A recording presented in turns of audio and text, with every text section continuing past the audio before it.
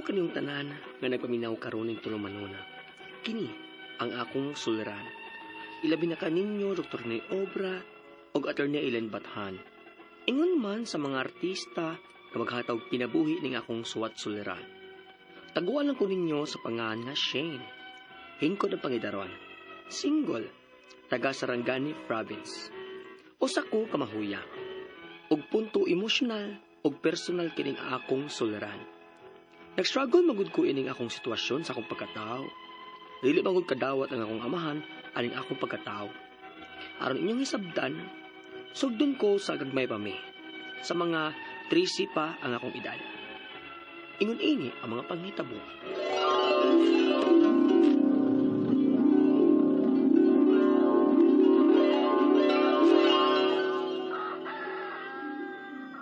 Hoy! Mata na! Pagbata na mo! Kay sayo ta mga hoy. Aron dili pa init. Badyo, bangon na! Bukawa na mahuli mo! Kay mga hoy tag sayo. Hoy! Mga hoy pa.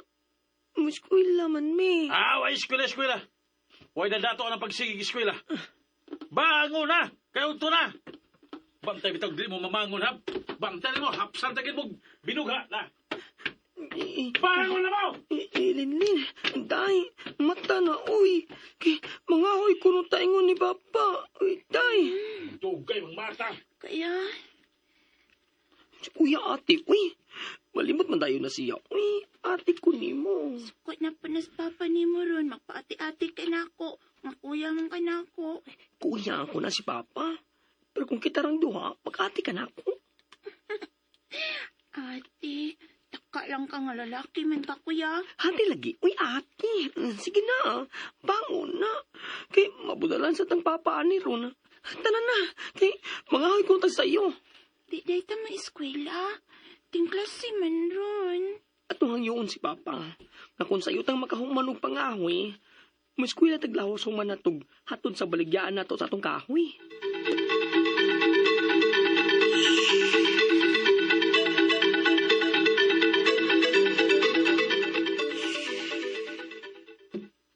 Usa? Mas kuya lang mi human na magpangahoy pa. Malate na to anak kuya. Bahala na lang og maliit taday basta maka-eskwela ta. Gahay kag uno, badyo. Di ba gignanti kang hindi mo eskwela? Pangyo, alam mi pa. Ganahan mong yung eskwela ni Litlin. Eskwela lang mi pa. Tumanong bitaw na mo ang iyong gusto nga mga huiming daan.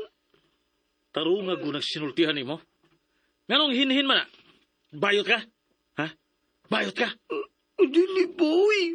Loki ko. Loloki ko. Kana ba? Mabayot ka buanga ka. Mas may pagpatyon tikang daan buanga ka. Pa. Eskwela na mi pa. Bahala na moy. Bantag manibat mong eskwela ha. Nga dili makapangahoy. Kuya, Ate lagi. Uy, Ate Shane. Ate Shane, Kuya Vancho.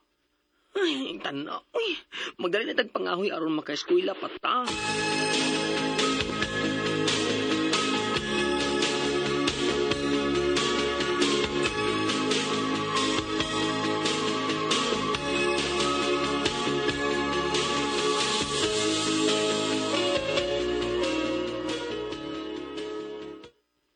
Anong karon ra mo mauli? Kuan pa, kanang si Delinlin manggod pa. Gipa sweeper sa ilang maestra. Kay late man kuno siya ganina. Opa, di ato man kong ate. Aw, kuya nga mamauli na unta mi. Pero gipalimpyo pa man ko sa mga maestra sa room. Kaya ang mga malit, di man papaulion dayon. Palimpyuhon pa man. Gingnanta mo nga ayaw na mo pag-eskwela-eskwela kay wa mo'y makuha ala. Binuangan na mo sa inyo mga maestra. Ala, talikod. Hapa! Pa, Di ba na magit mo? O kung sa inyong maangkon, kung dugay mo manguli, ha? Hala, hapa! Hapa! Takot kuya. Hapa! ari pa. Ikaw, Linlin! Huwag ikaw, ha? Ako ay bunali pa. Ayaw lang si Delinlin.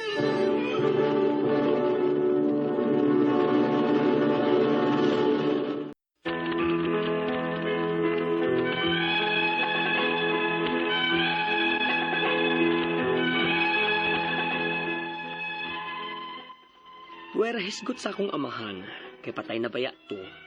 Gabi kayo to kadagmalan. Madugay lamig uli gikan sa eskwelahan, kadawat yun tayo migbunal. Basta, kutob sa masayot mi, bisan unsa kagamay, o dili siya magkauyon sa mong buhat, o dili siya matumanan siyang gusto. Mamunal yun dayon tunamo. Kanag yung bunal nga, way tikpihik ba? Nga halos pat yun na lang mi. Hantod nga, nagdako ko. O ingon lang gihapon ko ni kamahuyang. O nasugod na kong pangibog. O niya, Unsa, kuya? nalimot na sagka sa akong bag-ungan. Ate siya nag-iuwi. Kita rin bitang duhang nagsulti. Lahi na karon. Pwera hisgot ha. Wa naman si Papa. Maong, pwede na kang mag-ati na ako anytime. Mag-ingon anak na gid ka, kuya? Aw, ate? Mag-ate na gid ko nimo forever? Anak yun na, Dailinlen. Kaya din ko mahappy. Mura yun ko nagagawa sa halwa. Ngawa na si Papa. Makalatlat ang ko sa tinuod akong pagkatao. Sayangan nimo mabayot, kuya, uy. Kay? Gwapo kay ka. Ay! Guwapa, uy! Guwapa ko, Dailinlen. O dili guwapo, kalabad, kasabot ka. Uy, nagparagon. Kita kang Rodel? Si Rodel nga tong silingan?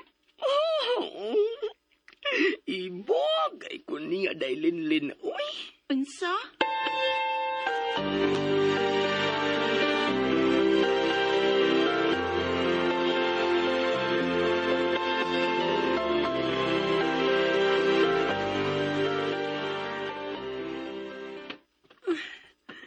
Dako kong kita ron sa parlor nga akong gitrabuhuan. Dagan sa kong tip sa mga customers. Ay, madayit na yun ako ini si Rodel. Ay, may, niyanam di ko sa amo. Ma? Ma, ablihi ko. Ma?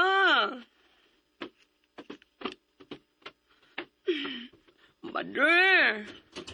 Oy, Ay, ay, may ka na, uli ka na, panihapon na. oh, may bisita ta, ma? Oo, si Rodel nga itong silingan, namisita sa imong manghod. Ha? Kang Linlen?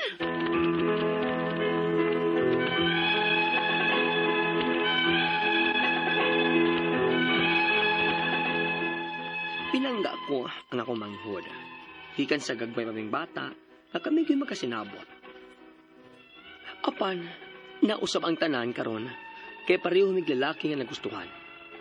Ang akong mga pangutana mao kining mosunod. Unang pangutana, nganong naamay mga bayot? Sa jeans ba ni? Kaya man jud na ako tuyo ang mga babayot ko. Maong kontrahan ko sa akong amahan sa buhi pato. Ikaduhang pangutana, dali kong malisang kung may magsinggit-singgit. Mangurog ko kung may mag-away. Tungod ba ni, kay pirmi kong mabunalan sa kong papa kaniadto? Kay patay-patayon jud nga bunal ba? Trauma ba ni? Kung saan ako pagkontrolaan ni? Ikatulong pangutana, personal na ni. Karon, nga dako na ko, mubatin ako kaibog. Ang problema, kay pareho man mig nagustuhang lalaki sa pinangga kong igsuon. Ipaubaya ko na lang ba niya ang lalaki nga akong nagustuhan? Kung saan naman lang ko. Ikaupat o katapusang pangutana. Wagi gusto nga akong pamilya nga mingon ini ko. Maskin ako. Na-depressed na ako karon nga ang lalaki nga akong nagustuhan sa akong manghod makagusto. Kung saan man ako, nga malalaki na lang gid ko. May kinahanglan ba kong imnon aron mausab akong hormones aron malalaki gid ko? Palihog, tabangit ang bagi ko.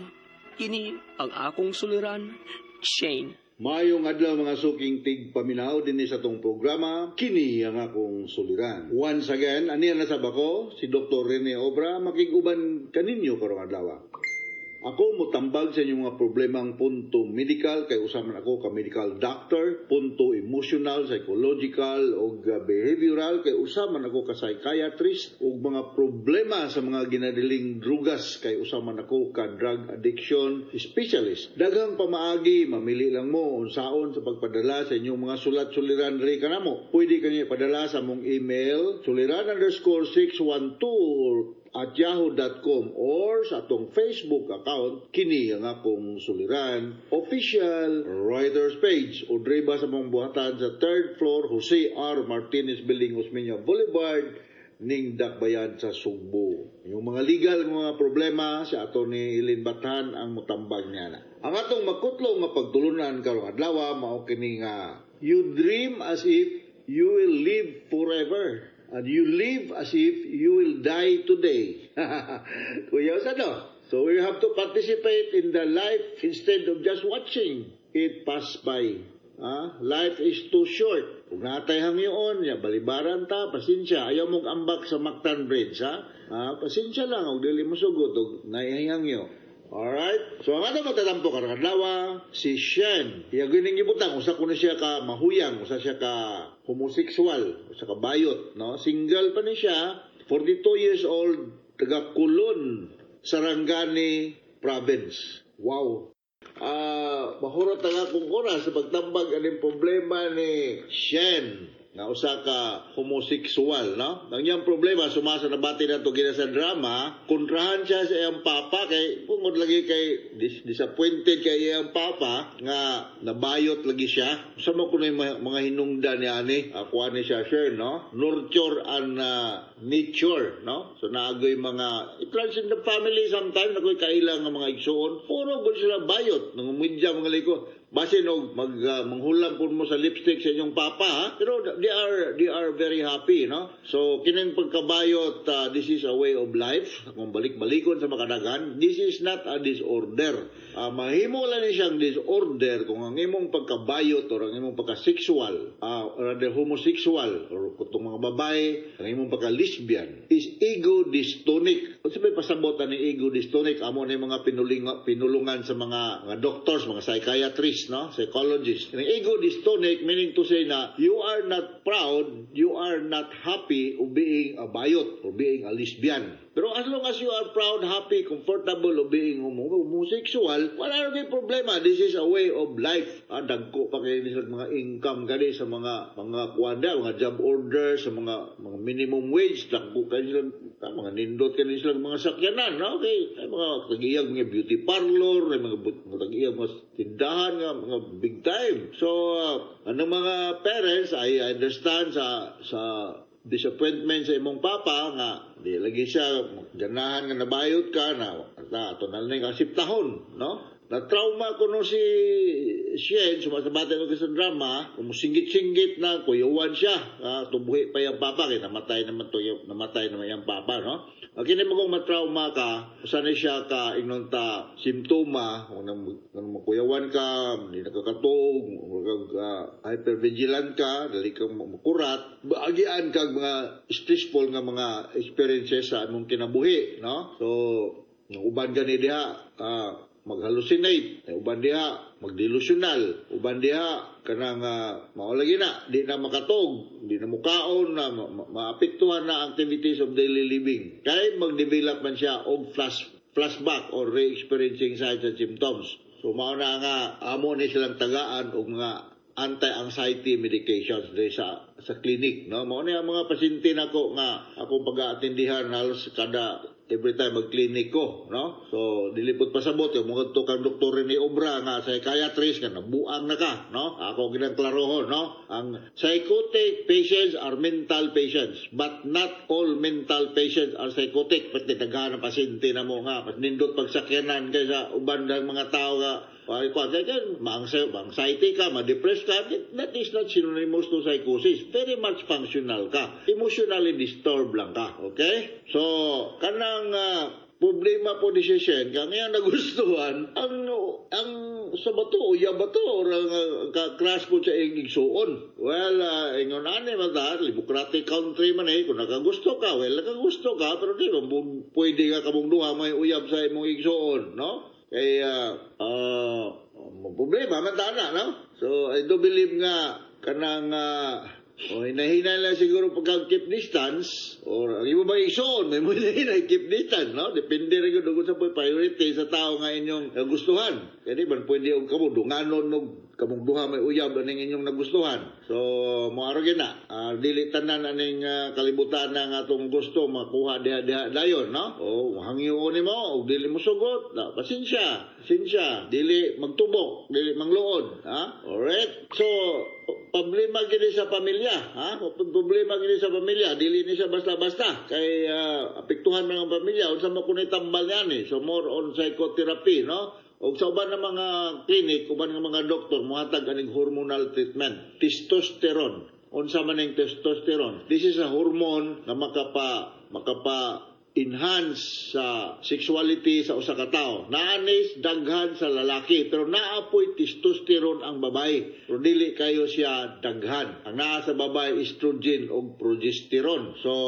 kung pananglitan gani ang daghan og testosterone ng usa ka babae mo nang usahay na atay mga kasong gitawag itong hirsutism kanang daghang mga buhok-buhok dia nga manunok sa mga lugar nga dili unta angay nga moturok, no? So going back sa imong concern gyud Shen nga problema lagi sa pamilya, I think kung balikon sa akong statement a while ago nga this is a way of life, ha? Siptahon lang nato nga bayot ka. So as dili ka muhimo og mga butang nga salaod sa regulasyon sa usa ka lugar o sa atong kagamahanan, this is not a criminal act. This is not a disorder. This is a way of life. Okay, Shen? So, kung wari ka sa clinic, sa mga psychiatrist, usa sa bagahimuon kining gitawag natong psychotherapy. Ha? Mao na among gitrain me along that line. Ha? Kung saon man pag psychotherapy. Alright, tinaw takasabot ka sa kung giingon ni mo, Shen, og ngadto sa libuan, millions yung laminaw kanato karong adlaw dinhi sa itong programa kini nga akong suliran hinaot nga nalingaw mo sa atong mga programa ug sa dili pa ko mo sign off condolence day sa mga diharmi o Amaba family sa kamatayon ni Manasilia Amaba diharmi, no? Kailag ko aning Manasilia kay katong estudyante pa mi sa St. Thomas Aquinas Academy. Usa gini siya nga mo pangud namo sa mga problema sa mga estudyante lagi kay naman to siya nagtrabaho sa St. Thomas Aquinas Academy. By the way, welcome to Cebu ang atong mga kabat sa St. Thomas Aquinas Academy for our reunion, no? Adto nyata sa obra ni Doc Cristobal. Proud ko maingon. Ngari ta diri magkanta-kanta ta, lingaw-lingaw ta, may magkita-kita ta sa mga buhi pa ta. Dili kay magkita lang ta og usa nato kuhaon na sa Ginoo, no? So welcome to Cebu. Ginaot mo enjoy mo sa inyong bakasyon din sa Sugbo. Isip diya magpuyo sa Sugbo ako maningkabot na po nga malingaw mo. Alright, so from all of us sa Radio Mindanao Network Production Center, Radio mo nationwide tatak araman. Daghang salamat o maayong adlaw.